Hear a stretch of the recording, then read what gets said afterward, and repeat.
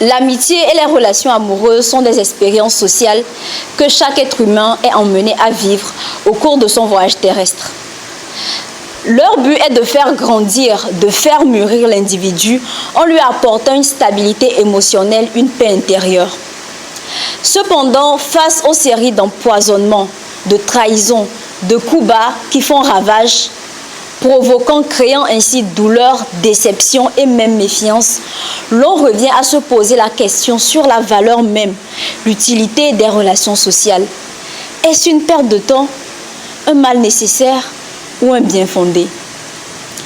À tous et à toutes, soyez les bienvenus à ce nouveau numéro de votre émission.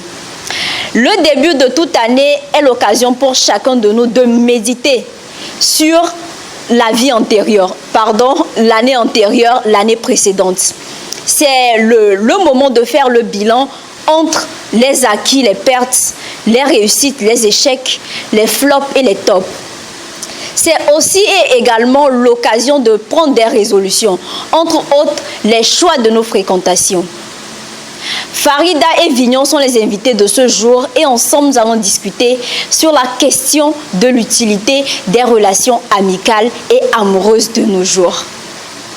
Chers Casanoveurs, nous sommes déjà en zone de turbulence. Attachez fortement et correctement vos ceintures, car c'est ici que ça se passe et ça commence maintenant. Comme je le disais tantôt, Vignon et Farida sont les invités de ce jour. À ma droite, j'ai Alabani Farida. Sois la bienvenue. Merci. Et à ma gauche, Akomaklo Vignon. Sois également le bienvenu. Merci. Comme je le disais en introduction, nous allons parler des relations amoureuses et des relations amicales. Chacun de nous a eu déjà des expériences, a des amis, a déjà eu une relation avec quelqu'un. Effectivement. Alors, comment est-ce que vous concevez l'amitié? Je commence par Vignon. Tu conçois comment l'amitié? Quelle définition tu apportes à l'amitié? Bon, d'abord, salut, Michel. Oui, salut, Vignon. J'espère que cette nouvelle année, il y a eu de nouvelles résolutions et les choses ont bien débuté. Oui, merci. Pour moi, l'amitié, c'est d'abord une loyauté. C'est-à-dire que lorsque, par exemple, tu dis que tu es ami avec quelqu'un, oui, c'est que tu es d'abord loyal envers la personne. Est-ce que, Vignon, tu ne vas pas déjà dans les valeurs de l'amitié? Je demande d'abord ce que c'est que l'amitié. Tu vas dans les valeurs de l'amitié? Oui, l'amitié, d'une façon basique, on peut dire que c'est une relation intrinsèque entre deux personnes. Oui. Voilà, qui se sont dit, bon, pas qui se sont dit, mais qui ont choisi de faire chemin ensemble pour une durée. Parce que l'amitié, ce n'est pas éternel aussi. J'en viendrai dans les développements. D'accord. Merci, Vignon. Farida, l'amitié pour toi, c'est quoi? Ok, merci d'abord, Mécha, pour l'invitation. Je pense que c'est un sujet qui est très important et qui pourra, en tout cas, on l'espère, instruire énormément de personnes, en tout cas, aider énormément de personnes. Pour moi, l'amitié, c'est cette relation-là que l'on décide à un moment donné d'entretenir avec une personne qui n'est pas forcément de notre famille ou pour laquelle on n'a pas des sentiments amoureux. D'accord. Voilà. Pour moi, c'est un peu ça l'amitié. D'accord. Est-ce que vous avez déjà expérimenté l'amitié avec quelqu'un? Votre plus longue durée d'amitié, c'est combien? Oh, j'ai des amis de longue date. Qu'en est-il des trahisons et même des causes de déception de Goumin? Ouais. Les causes précises. Ouais. Comme tu l'as dit plus précisément, actuellement, il y a aussi le fait que généralement, lorsqu'on s'engage dans une relation, on s'engage avec une méfiance. C'est-à-dire qu'on ne se met pas dedans, c'est comme si on a un pied dedans, un pied dehors. C'est-à-dire quand ça capote un peu, tu enlèves aussi le second et puis c'est fini. Comme le dit, on ne met plus le cœur dedans. Voilà. Le truc où tout le monde prend ça de façon légère. Si ça avance, ça avance. Si ça n'a pas avancé aussi, ça n'a pas avancé. En fait, c'est pour ne pas avoir mal. On fait ce genre de choses. Alors que peut-être que si les gens se donnaient peut-être la force, ce serait différent. Je ne dis pas que c'est forcément le cas, mais on ne sait jamais. C'est aussi une cause. Ça fait que tous les deux partenaires dans le couple ne sont pas sincères. Ils ne sont pas sincères. Tout le monde peut-être attend l'autre. Chacun ne veut pas faire plus que l'autre. Tout le monde attend de voir qu'est-ce que lui va faire avant que moi je me le fasse. Et ça aussi, donc il y a un problème d'ego également. Oui, d'ego et de confiance. On a du mal en fait à donner son cœur, comme Vignon l'a dit, à quelqu'un. Oui. Pour que la personne, de peur que la personne ne le brise et qu'elle C'est ton cas? soit vraiment meurtrie. C'est ton cas? Est-ce que c'est mon cas? Je dirais non. Je suis une personne naturellement, je suis pas très très méfiante. En tout cas, je ne suis pas, disons, pessimiste. Quand je vais avec une personne, que ce soit en amitié ou en amour, pour moi, je ne fais pas les trucs bizarres. Si ça ne marche pas, c'est que ça n'a pas marché. Toute relation humaine n'est pas destinée à avoir, du bon jusqu'à la fin. Non, les obstacles, c'est fait. Les épreuves, les difficultés, les séparations, c'est normal. Maintenant, en ce qui concerne la trahison aussi, ça a beaucoup de sources, surtout actuellement là. Il y a l'argent qui est dedans. Oui. Il y a le fait que tu es avec quelqu'un, après tu vas avec quelqu'un qui est plus joli. Et ça t'entraîne dans d'autres choses. Parce qu'entre-temps, nous-mêmes, on ne sait pas ce qu'on cherche. Ouais. On est bluffé. Tantôt, c'est le corps qui t'attire. Tantôt, c'est la psycho de la personne. Tantôt, la personne est intelligente. C'est la stabilité financière parfois. La stabilité financière, ça c'est vrai. Actuellement, là, c'est un truc qui est très important. Ouais. Tu es avec quelqu'un que tu aimes, mais quand tu rencontres quelqu'un d'autre qui est beaucoup plus stable financièrement, Oui. naturellement, mais je vois que c'est inconsciemment, ta tête, tout ça là, t'attire vers cette personne. Ouais. Et tout ça cause vraiment les trahisons qu'il y a actuellement dans toutes les relations, que ce soit même amicales, parce que les relations amicales aussi, il y a parfois des questions d'argent, de trahison, tout ça là qui... Comment? Et l'envie aussi. L'envie. Dans les relations amoureuses ou en amitié? En amitié surtout. L'envie, la jalousie. La jalousie, l'envie. Moi, j'ai toujours que la jalousie, l'envie et autres sont des sentiments qui sont normaux. Ouais. Maintenant, c'est ce que tu fais après cela qui fait multitude de personnes. La jalousie est normale pour toi? Oui. En fait, la jalousie et l'envie nous permettent de voir à quel niveau est-ce que tu es en réalité. Et de se surpasser. Et de se surpasser. Normalement, c'est ça. Mais si tu es une mauvaise personne, après avoir envié l'autre, tu iras faire de mauvaises choses pour le nuire. Ouais. Mais quand tu me présentes, tu seras contente pour ton prochain et tu vas essayer maintenant peut-être d'arriver à son niveau, pourquoi pas même de le dépasser. Oui. Donc la jalousie et l'envie sont des sentiments qui sont tout à fait normaux et qui nous permettent en fait de nous surpasser. Mais c'est ce qu'on fait après de cela qui détermine le type de personne qu'on est. D'accord. Ah, désolé. Vignon, est-ce que tu es d'avis avec Farida? Oui, je suis d'avis avec elle sur le fait que je ne dirais pas l'envie et la jalousie, je dirais plutôt le complexe. C'est-à-dire que lorsque par exemple tu es en amitié et que ton ami évolue plus que toi, tu es complexé. Ça c'est normal. Mais quand ça rentre dans l'envie, la jalousie, c'est-à-dire que tu te dis que pourquoi lui et pas toi? Tu te dis que est-ce que toi tu ne mérites pas ça? Est-ce qu'il n'y a pas un moyen pour que toi tu mérites ça? Tu vois, ça commence à vraiment déstabiliser la relation d'amitié. Moi je dirais plutôt c'est le complexe. Lorsque par exemple tu es dans une relation d'amitié avec quelqu'un et que la personne évolue, que tu n'évolues pas, tu es complexé. Tu te dis que moi si je dois faire plus, je dois faire ci, je dois faire ça. Je dois lui demander comment il a fait, parce que c'est mon ami. Comment il a fait, voilà, comment je peux faire, voilà, est-ce que j'ai ce talent et tout. Donc, je rejoins Farida, mais pas dans le sens de la jalousie, de l'envie, parce que l'envie, ça va un peu plus loin. L'envie et la jalousie, c'est quand même deux grands mots. Donc, concernant l'amitié, je me dis que l'amitié, en amitié même, ou bien les amitiés qu'on voit actuellement, c'est pas... Comment je vais dire ça? Si par exemple, je donne un exemple très basique. Si par exemple, on te dit, je vais donner un exemple qui va un peu choquer les spectateurs, mais bon, on te dit par exemple d'amener ta mère en sacrifice. Ma mère? Oui, Jean, d'amener ta mère en sacrifice. Le commun des mortels refuserait. Oui. Bien, on dit voilà, d'amener par exemple Farida en sacrifice. D'accord. Le commun des mortels refuserait. Oui. Mais on te dit par exemple, si tu n'amènes pas Farida en sacrifice, on tue ta mère. Tu vois que là, tu commences à réfléchir. Donc l'amitié c'est comme ça. Lorsque par exemple tu as une autre proposition qui te contraint, c'est-à-dire qui te contraint à agir autrement, tu n'es plus sincère dans l'amitié. Je vois.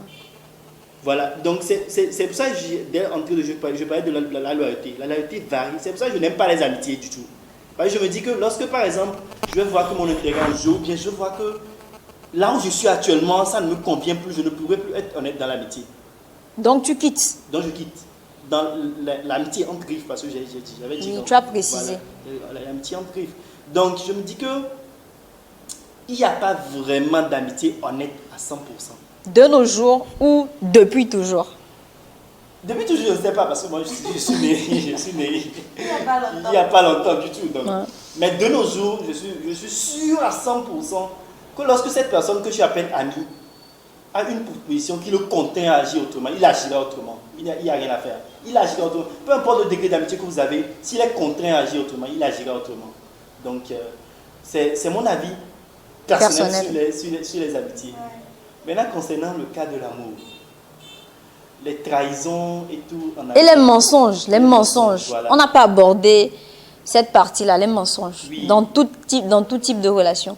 Moi, je me dis que dans les relations qu'on trouve de nos jours, les relations sont basées sur le physique, ou soit sur le physique, ou soit sur l'idée que tu te fais de la personne. Parce que la personne est, l'idée que tu te fais de la personne. Ok, il est beau, il est musclé, il pourrait être intelligent.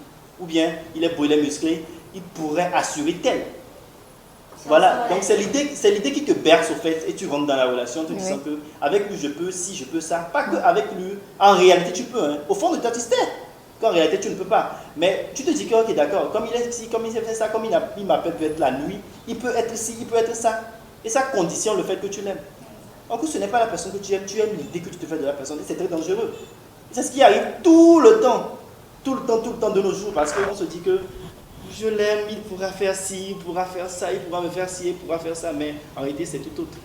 Donc je me dis que pour être réellement amoureux et pour éviter la déception ou bien les trahisons, c'est qu'il faut être totalement honnête dans la relation. Totalement honnête. Totalement honnête dans la relation. Et ça, je pense qu'on en reviendra. Oui. On va parler dans les conseils, comment faire. Donc on ne va pas aborder même dans le totalement et tout, c'est à tes risques et périls. Parce que quand tu es totalement dans une relation, tu te dis que quand ça va barder, ça va barder. Ou bien quand ça va se casser, tu seras brisé. Ouais.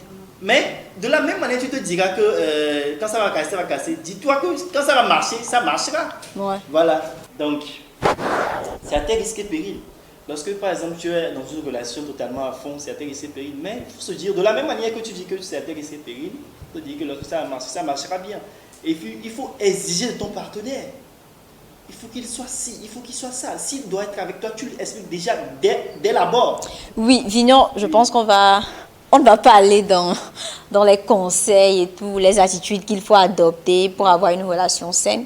On va, pour l'instant, se contenter de discuter de ces phénomènes-là, du revers de la médaille de chacune de ces relations. Durant le courant de l'année 2021, il y a eu une série d'empoisonnements dans presque tous les pays où entre amis, on empoisonnait des amis, formait un groupe et empoisonnait peut-être la personne qui a le plus réussi, la personne la plus belle, etc., etc. Je ne sais pas si vous avez déjà entendu parler parce que ça a été viral sur les réseaux sociaux, c'est passé un peu partout. Vous en pensez quoi de ces empoisonnements-là en amitié? Sachant très bien que dans la plupart des cas, de ces cas, c'était des amitiés de longue durée avec des personnes de confiance que la famille connaissait, que l'entourage connaissait. Les personnes, les victimes partageaient leur quotidien. Tout d'abord, je dois dire que c'est énormément, c'est dommage. Oui. Et c'est très triste qu'on ne puisse plus faire confiance à une personne à ce point. Que cette personne à laquelle tu partages énormément de choses, cette personne-là soit la personne justement qui va te vouloir du mal jusqu'à ce que cette personne ne t'en fasse. Franchement, c'est très très désolant. Et c'est très triste parce que ce sont des parents, des familles qui ont perdu des êtres chers juste parce qu'un temps, ils étaient amis avec certaines personnes. Comme on l'a dit, les relations, que ce soit l'amitié, les relations amoureuses, pour moi, c'est un mal nécessaire. Qu'on le veuille ou pas, aucun être humain ne veut dire qu'il est là et que... Tu conclus? Non, je ne suis pas en train de conclure. Je suis en train de dire en fait que ce n'est pas bien les empoisonnements, certes, mais on ne peut pas aussi forcément dire qu'on peut y échapper ou un truc comme ça. Comme Vignon l'a dit tout à l'heure, c'est une question de... Tu te lances dedans. À tes risques et périls. À tes risques et périls. Tu peux être sur tes gardes. Ça, on peut le faire, je pense. Tu peux essayer de te prémunir, essayer d'être un peu vigilant par ici et par là. Surtout la question de confiance qu'il faut vraiment, qui actuellement doit être rediscutée. Qu'est-ce qu'on doit réellement dire à ses amis? Qu'est-ce qu'on ne doit plus dire à ses amis? Qu'est-ce que c'est seulement toi, même quand ça te ronge là, garde ça dans ton cœur. Je te coupe et je lance Vignon. Je vais te couper. Ok. Par rapport aux empoisonnements, disant que parfois on ne sait pas concrètement qui est-ce qui l'a fait dans l'entourage. Oui. Ça peut être des trucs, même peut-être même que c'est un parent qui sait. Mais comme c'est des amis, on se dit que non, c'est ça, mais c'est l'ami. Qu'est-ce qui prouve là-bas que réellement c'est l'ami de la personne? Tout ça là remet vraiment en question l'amitié, ce qui est vraiment dommage. D'accord. Vignon, je reviens avec la question de confiance. La confiance qui est un élément fondamental dans tout type de relation humaine. Comment est-ce que toi, tu définis la confiance? La confiance, c'est un peu comme une parole que vous vous êtes dit, mais pas de voix. Mais pas de voix. D'accord. C'est-à-dire que c'est une parole qui se dit lorsque vous vous côtoyez. C'est-à-dire que je ne peux pas te dire que, ok, d'accord, à partir d'aujourd'hui, je te fais confiance, c'est impossible. Ouais. C'est au fur et à mesure que vous dites. Vous ne vous dites même pas ça par la bouche, mais par vos comportements. Ouais. Ça, comme ça, je peux lui confier ça, parce que je sais qu'il va le faire. Je sais que si ça, comment ça se passe, il peut faire ça, il ne peut pas faire ça. Enfin, j'ai confiance en lui, j'ai pas confiance en lui. Voilà, c'est une parole que vous dites, mais pas de voix, comme je l'ai dit. Et c'est une parole qui peut être brisée, parce que l'homme change. Et comme je le disais, ça dépend de la proposition qu'il a ailleurs. Voilà, ça dépend de la proposition qu'il a ailleurs. Et s'il est contraint de trahir pour pouvoir, voilà, gagner une certaine confiance à côté, ou bien une certaine confiance ailleurs. Donc la confiance, elle est d'abord la voix que vous dites, mais pas de voix. Et ensuite, elle peut être, voilà, brisée à tout moment. Elle peut être brisée, ça dépend de la proposition que la personne a ailleurs. Maintenant, revenons à ce que Farida disait. D'abord, concernant les empoisonnements. Oui, les empoisonnements. Ça continue en 2022. Hein. Dans les pays africains, ça continue. Ça craint. Oui. Ça ne s'est pas arrêté en 2021, ça continue en 2022. Déjà, ils sont revenus fêter qu'ils ne sont plus repartis. Oui, oui. Ils ne sont plus repartis. Moi, je me dis que c'est vous qui apprenez aux gens comment vous traiter. C'est vous qui apprenez à vos amis, à vos soi-disant amis, parce que moi, je n'ai pas d'amis, comme je l'avais dit.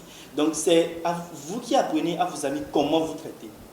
C'est-à-dire que même ta façon de parler, ta façon de réagir, ta façon de se comporter, hormis la prudence, parce qu'il faut être prudent en amitié, hormis la prudence, c'est ta façon de te comporter, ta façon d'agir qui montre que celui-là, il peut te faire ça, hein, mais il ne peut pas te faire ça. Ta façon de te conduire envers la personne, ta façon de lui dire clairement la vérité, ta façon de lui conseiller, ta façon de lui dire si tu n'aimes pas, si tu aimes, c'est ça qui conditionnera le fait qu'ils se disent que, ok, d'accord, ça je ne peux pas faire ça, Dignon, ça je ne peux pas faire ça, Farida, ça je ne peux pas faire ça, Méchac. Voilà. Donc c'est pas. Je pense qu'on a une part de responsabilité. Dans ce qui nous arrive. Dans ce qui nous arrive, voilà, on a une part de responsabilité. C'est vrai que les empoisonnements, c'est triste. Parce qu'on t'empoisonne, bon, si on ne te souffre pas vite, tu meurs. Hein. Tu meurs. Mais par rapport à votre définition, la définition que tu as donnée de la confiance, oui. C'est une parole muette qui se développe. C'est un comportement, l'attitude de l'autre qui te permet, qui te conduit sur le chemin de la confiance et te dit, ah, je peux faire confiance à celui-là, celui-là. Mais dans les cas d'empoisonnement qu'on a rencontrés, ce sont des amitiés de longue durée, des personnes que la famille même connaissait, avec qui on partageait tout. En quel moment on peut se dire, une personne, je suppose que je suis ton ami, que je te fais confiance, tu partages beaucoup de choses avec moi, ma famille te connaît, je connais ton tempérament, comment tu réagis. À partir de quel moment on peut se dire, je peux imaginer que tu puisses me faire du mal? C'est une très belle question, Hormis le fait que, comment je vais le dire? Hormis le fait que tu sois prudent, hormis le fait que tu te dises que tu es en amitié avec quelqu'un, oui. Il y a le côté de, dans la relation, tu n'as pas pris le temps d'observer l'amitié. Je ne sais pas par quoi tu étais occupé. Je dis, il y a des exceptions, parce qu'il y a des exceptions où tu peux être à fond dans la relation, tu as tout vérifié, mais il t'empoisonne, l'homme est mauvais. Voilà, ça c'est clair. Mais dans la plupart des cas, c'est que tu n'as pas pris le temps d'observer la relation que tu as avec X personne. La relation que tu as avec cette personne ne te permet pas de laisser un plaid partir. Tu ne laisses pas un plaid, tu pars. La relation que tu as avec cette personne ne te permet pas de, je ne sais pas, de laisser ta copine partir. Là, tu ne laisses pas. Tu as un ami, tu as 4 ou 5. Justement, j'ai vu une image récemment sur WhatsApp où c'était des amis, un groupe d'amis, ils étaient sortis aller boire du vin et chacun avait sur la table son bidon d'huile rouge parce qu'il y a les questions d'empoisonnement. C'était pour rire, mais malheureusement, c'est la vérité. C'est la vérité. Donc, lui, les personnes n'ont voulu. Et ceux qui même se levaient, ils ont eu une autre vidéo. Tous ceux qui se levaient même pour aller aux toilettes, soit ils vidaient la bouteille ou tenaient leur verre pour aller pisser. Effectivement, tout le monde connaît sa force de frappe. Tout le monde autour de cette table, c'est une comédie. C'est une comédie, c'est un truc comique, mais pour conseiller les gens, c'est ça. Oui, voilà, tout le monde autour de cette table connaît la force de frappe de l'autre. C'est ce que je disais tantôt. Dans la relation, il faut savoir quel genre d'amis tu as. Il faut savoir si c'est un ami à qui tu peux faire confiance, jusqu'à quel degré. Quels sont les trucs que tu peux lui confier? Quels sont les trucs que tu peux lui dire? Quelles sont les relations que vous pouvez avoir? Tout ça, là, il faut voir ça avant de... Je sais, je comprends, parce qu'il y a des gens qui me diront que moi, j'ai fait confiance et tout ça, je comptais sur lui, ça se passe très rarement, mais c'est des exceptions. Mais à part ça, la plupart des cas, c'est des relations qu'on n'a pas pris, ou bien des amitiés qu'on n'a pas pris le temps d'observer. Tu te dis que peut-être que moi je le connais, ça comme ça il peut faire, ça comme ça il ne peut pas faire. Là tu connais ton ami, c'est ton ami. Voilà. Donc, oui, Farida veut rechuter. Je voulais ajouter aussi les situations de la vie à un moment donné. Il faut avouer que peut-être... S'il vous plaît. Il y a des mots, je touche au micro, ça ne dénonce pas. Il y a des circonstances de la vie qui changent. Parce qu'entre-temps, peut-être qu'on était amis lorsqu'on était dans la galère. Oui. On était amis lorsqu'on était élève, ou à un moment on était innocent. Personne ne voyait vraiment l'intérêt chez l'autre, etc.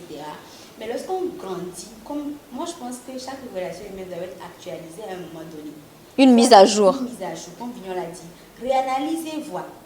La personne que j'aime, est-ce que la personne est toujours la même personne avec laquelle j'étais lorsqu'on avait 16 ou 17 ans? Est-ce qu'entre temps, cette personne n'a pas changé?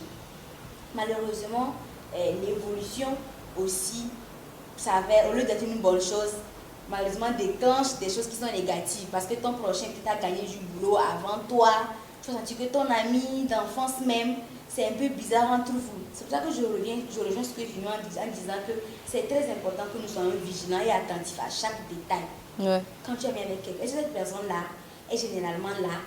Est-ce que ça, ce n'est pas synonyme de méfiance aussi? Prudence, méfiance. Je pense qu'à un moment donné, dans tout ça, là, on sera obligé de faire ça. Parce que c'est risqué. C'est risqué. Actuellement, de savoir que des amis de longue date des gens puissent les empoisonner. Ça veut dire que même quand ton ami t'empoisonne pas, tu le regardes maintenant, tu doutes. Tu te dis que si tes gars fait 20 ans, il l'a empoisonné. Il est venu de faire 5 ans. 2 ans, 6 mois. 2 ans, 6 mois, c'est que tu peux me tuer. Oui. Donc tout ça là est en train de remettre en question nos amitiés, nos relations avec les gens. Mais comme Vignon l'a dit, malheureusement, on ne connaît pas une personne totalement. Oui, c'est pas possible. Totalement, 100%, c'est pas possible. Sans oublier que l'homme aussi peut changer parfois en fonction des circonstances, des événements, des propositions, etc.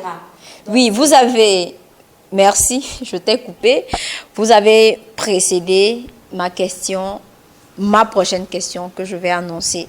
Face à tout ça là, tous ces mots, tous ces revers de médaille qu'on constate et tous ces aspects négatifs, quelle est encore l'utilité? Est-ce que les relations sociales, l'amitié, les relations amoureuses sont encore utiles? Quelle valeur elles ont? Est-ce qu'il ne faudrait pas se contenter, par exemple pour les relations amicales, de juste de partager de bons moments avec la famille, les cousins éloignés, les proches parents, les nièces, les oncles, les tantes, que de se mettre avec des personnes que nous ne connaissons pas, des inconnus que nous mettons dans notre quotidien. Finalement. Je vais juste un truc et laisser Vignon répondre. D'accord. Si Vignon n'a pas quelque chose à dire, peut-être. Non, elle peut continuer. D'accord. En disant que la famille aussi, ça fait partie des relations humaines. Oui. Voilà. Et la famille aussi, ça peut être très dangereux. Il n'y a pas que les amis et les amoureux. La preuve est que dans les histoires qu'on entend, il y a aussi la famille. Et on est en Afrique. On ne va pas se le cacher. On sait que c'est des choses qui arrivent aussi. Donc, que ce soit les relations, on ne peut pas dire qu'on se contente des relations famille. Ça même, c'est dangereux aussi. Ton cousin même, tu n'es pas dans son cœur, comme on l'avait juste dit, il est dans sa tête. Ton frère, toi, ta soeur même de sang, tu ne sais pas ce que la personne pense réellement au fond d'elle. Donc toutes les relations humaines sont des relations qui sont risquées. Est-ce à dire que l'humain perd de son humanité? Moi, je pense que malheureusement, on est en train d'aller un peu vers là-bas. Et peut-être même que ça a été le cas depuis toujours. Jusqu'à un moment donné, ça a explosé et que c'est beaucoup plus visible. Peut-être que c'est ça. Parce qu'il y a ce qu'on appelle aussi l'hypocrisie. Hein. Oui. Il y a des gens qui savent jouer des hypocrites toute leur vie avec quelqu'un. 30 ans d'amitié dans l'hypocrisie totale, la personne est à l'aise dedans. C'est peut-être à 40 Peut-être que la personne même meurt. C'est pas pour te couper, hein. Mais c'est cette personne que, lorsque par exemple, c'est la relation très hypocrite, tu vois la personne envers qui on est hypocrite, il appelle ami et il dit c'est mon meilleur ami. C'est mon meilleur, merci beaucoup. Il ajoute meilleur.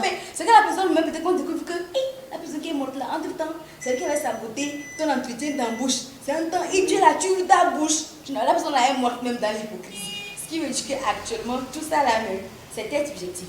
Ouais. Soit on y croit un peu, on tient le cœur et on rentre.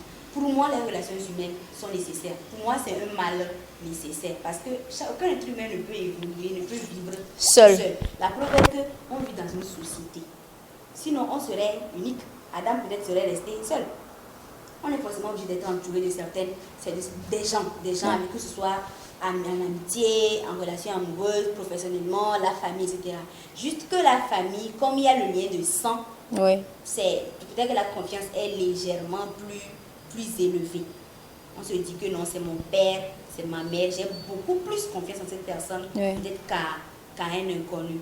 Sans oublier qu'il y a des relations aussi qu'on a avec des proches, des inconnus, qui deviennent même plus fortes qu'avec nos parents. Oui. On a des amis où c'est plus fort même qu'avec les parents.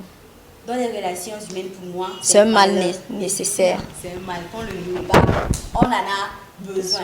Maintenant, il faut juste qu'on prenne des précautions pour essayer, aussi prier et tout. Pour essayer de prier, mettre la prière.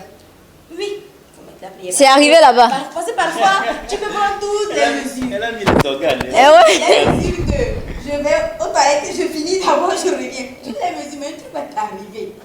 Récemment, on écoutait une histoire d'un ami qui est rentré de l'Occident, pour venir fêter. Un benguiste. Il est venu, il a fait son faro avec ses potes. Lui au moins, il est retourné. Et quand il est retourné, on dit qu'il a perdu ses 3 emplois en même temps. Que c'est devenu dur, il a encore galéré jusqu'à avant qu'il ne recommence à retrouver un emploi. Et lui disait que lui, avant qu'il ne revienne ici encore, là, ça va être très, très compliqué, tu vois. Donc parfois, on a beau prendre nos précautions, on a beau essayer, mais ce qui va arriver, il faut vraiment mettre la foi, prier Dieu. Mettre la main divine. Mettre la main divine, c'est un peu comme la circulation en fait. Tu as beau être le meilleur conducteur, tu as beau allumer tes clignotants, tu as beau freiner à temps, quelqu'un aussi peut quitter quelque part et venir te faire te faucher. Tu peux aller rentrer dans un truc que tu n'as pas cherché, alors il faut vraiment mettre aussi la prière, que Dieu nous garde et nous guide vers de bonnes personnes. C'est ce que je peux dire. Et nous devons aussi être de bonnes personnes. Hein? C'est important. Tu ne peux pas, comme on le dit, tu ne peux pas, on ne porte pas ta bête sous une veste. Ouais. Tu ne peux pas vouloir de bonnes personnes pendant que toi-même tu es un salaud. C'est pas possible. Il faut aussi que nous arrivons à être de bonnes personnes, des personnes fiables, des personnes loyales, en qui des gens peuvent avoir confiance. C'est seulement à ce moment qu'on peut aussi demander la même chose auprès des autres. D'accord. Et tu penses qu'à ton niveau, tu es sur le chemin de la perfection humaine? Tu es loyal. Je dis sur le chemin. Tu es loyal. Tu es honnête. Tu es sincère. En tout cas, je dirais que je fais l'effort. Tu fais l'effort. Je fais l'effort. Combien de pourcentage? Je te taquine. On continue avec Vignon. Moi, je dirais, je vais orienter ton développement. Mon développement, mon argumentaire sur 3 plans. Le premier plan, c'est que je conseillerais aux gens, voilà, d'abord, de l'utilité. Est-ce que tu penses, elle a dit que les relations humaines, les relations aussi bien amicales et amoureuses, sont, les relations sociales sont un mal nécessaire. Toi, pour toi, est-ce une perte de temps, un mal nécessaire ou un bien fondé? Nous sommes humains et nous sommes entourés d'humains. Oui. Donc c'est impossible. Même quand je dis que je n'ai pas d'amis, c'est malgré moi. Ce n'est pas que je ne crois pas en l'amitié. Je crois en l'amitié. Donc, lorsque tu es humain, forcément, il va falloir avoir des partenaires, avoir des amis, avoir des amours dans la vie. Oui. Moi, je ne dirais même pas que c'est un mal. En soi, ce n'est pas un mal. C'est une bonne chose, c'est un bien fondé. Oui, on parle de l'utilité de nos jours, face aux réalités de maintenant, aux déceptions, empoisonnements, trahisons de nos jours. Est-ce une utilité? Oui, ça reste une utilité. Je ne peux pas m'en déconvaincre, je vais dire. Oui. Parce que je me dis qu'un ami, tu en auras toujours besoin. Un amoureux, tu en auras toujours besoin. Je ne sais pas, un partenaire, tu en auras toujours besoin. C'est une utilité, ce n'est même pas mal nécessaire, c'est une utilité. Ce qui est triste dans l'histoire, c'est qu'il y a des conséquences néfastes sur des fausses amitiés, pas des vraies. Voilà, donc moi je dirais que c'est un truc, voilà, on doit continuer dans la lancée de je lutte pour ça. Il faut qu'il y en ait. Il ne faut pas qu'on dise que c'est un mal nécessaire. Non, non, non, non, non, c'est un bien fondé. Un bien fondé. Un bien fondé. J'ai un ami. Donc, je veux avoir des amis. Je veux avoir des relations amoureuses. Je veux. Pas que je veux, mais. Non, pas de mais. Je veux avoir. Donc, je me dis que si je suis honnête envers moi-même, je suis honnête envers la personne, je trouverai l'ami qu'il me faut. Voilà, donc j'aimerais rechuter directement sur ce qu'elle avait dit concernant la famille. Nous, dans notre famille, c'est papa, maman, et on est 3 dans la famille. Et je ne sais pas, mais on ne s'attache pas vraiment aux autres, c'est-à-dire qu'aux cousins, aux cousines. C'est vrai qu'on a des relations comme ça, mais on ne s'attache pas. C'est pas comme si un cousin va venir dormir, un cousin, tu vas être super pote avec un cousin. Dans notre famille, c'est pas comme ça. Je me dis que cette personne-là, les personnes dont elle parlait, elle disait qu'elles te veulent du mal, tu n'es jamais ton père. Ça ne sera jamais ta mère. C'est la famille éloignée. Mais il arrive parfois, il y a des situations où même les parents... Ton père direct, ou ta mère directe te veut du mal. Oui, c'est difficile à croire, à comprendre. Ça c'est les cas très exceptionnels. Voilà. Oui, les cas qui arrivent, je vais dire une fois par an ou bien une fois chaque 5 ans. C'est très rare parce que ton géniteur, quelqu'un qui a souffert pour te mettre au monde, vouloir ton mal, c'est limite la sorcellerie.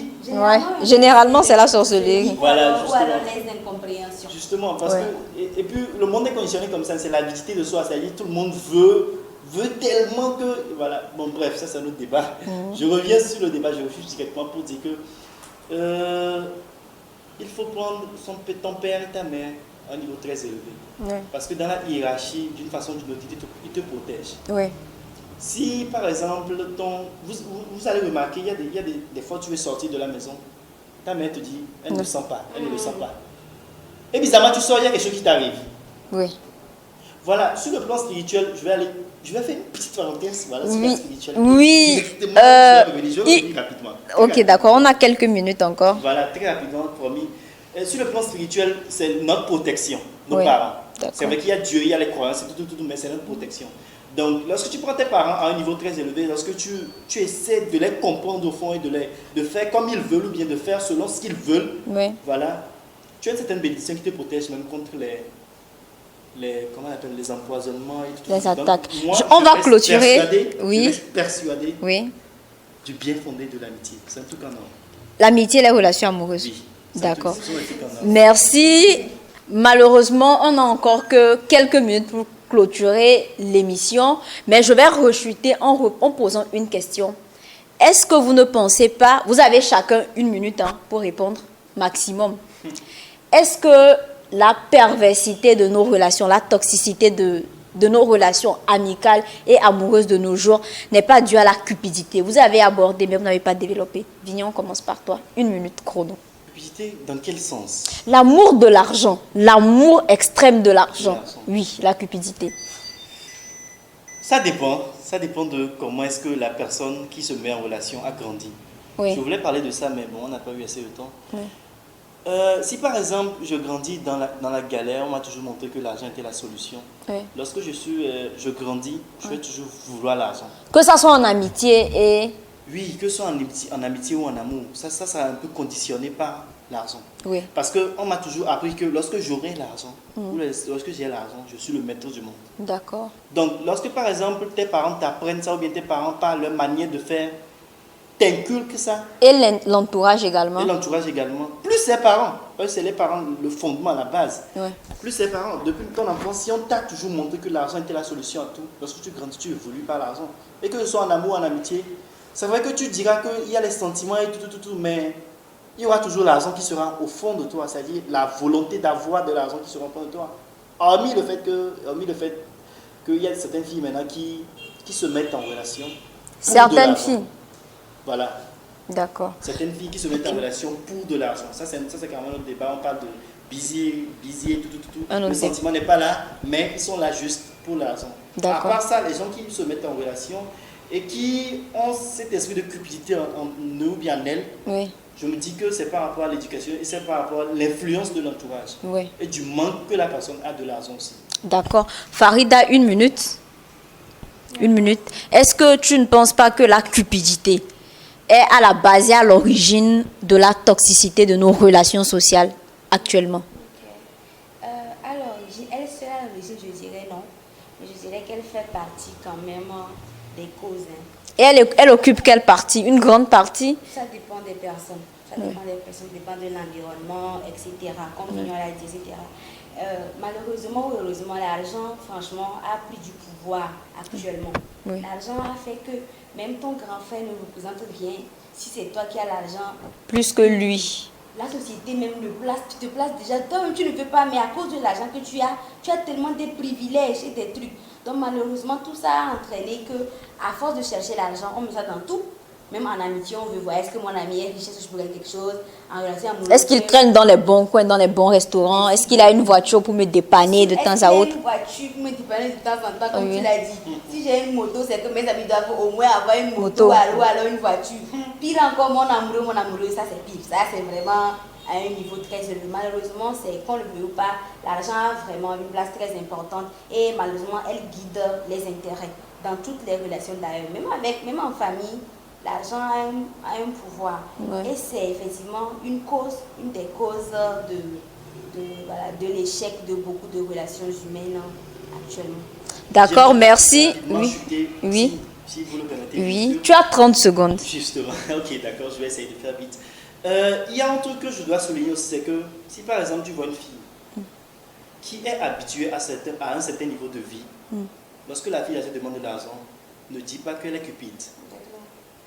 Lorsque par exemple toi-même tu vois la fille, tu sais que tu ne peux pas entretenir la fille, laisse tomber. Il y a ce côté-là qu'on doit se dire des vérités. C'est parce que tu roules moto et que la fille est amoureuse de toi, que la fille doit abandonner sa vie ou bien son rythme de vie. Non, je suis désolé. Je suis désolé parce qu'il y a des hommes qui confondent ça. Ils se disent que tu m'aimes, maintenant pourquoi tu es matérialiste. Ce n'est pas du matérialisme. Elle est habituée à ça.